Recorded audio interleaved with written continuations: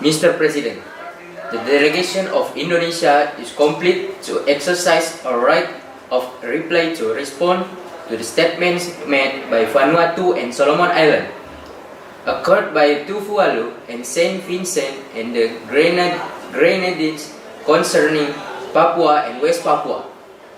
Mr. President, it is one time too many that hoax and false allegations are circulated by individuals that are economically motivated by separatist agenda of Papua and their supporters.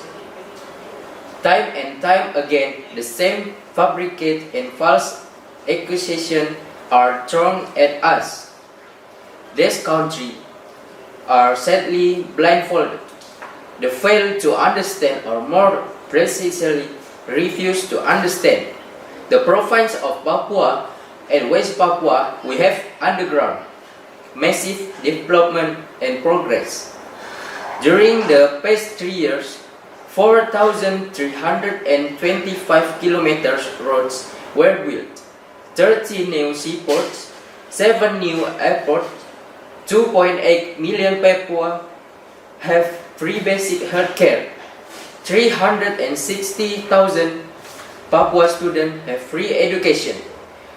With the economy growing at 9.21%, I'll make Papua and West Papua province the fastest growing region in Indonesia.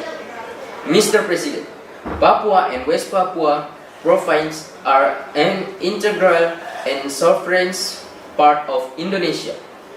They will always remain an integral part of Indonesia.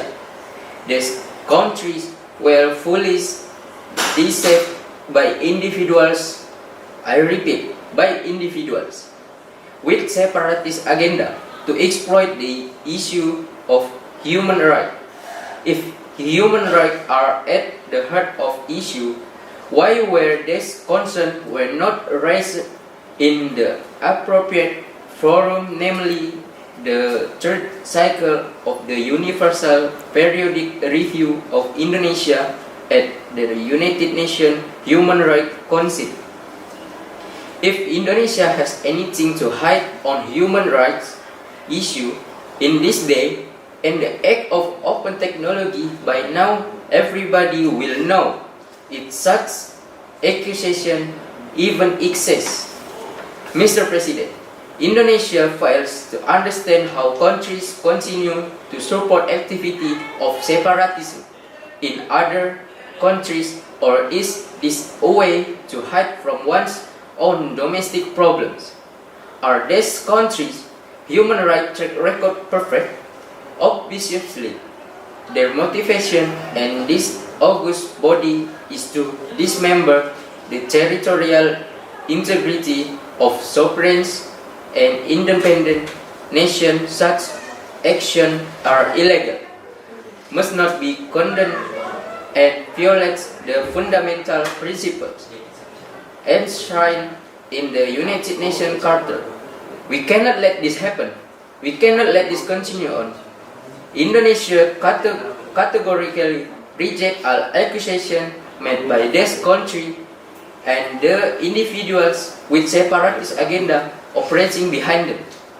Mr. President, I would like to conclude by quoting old proverb in Indonesia that says, menepuk air di dulang, terpecik muka sendiri.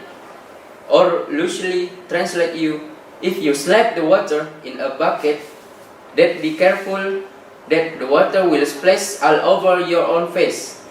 I thank you, Mr. President.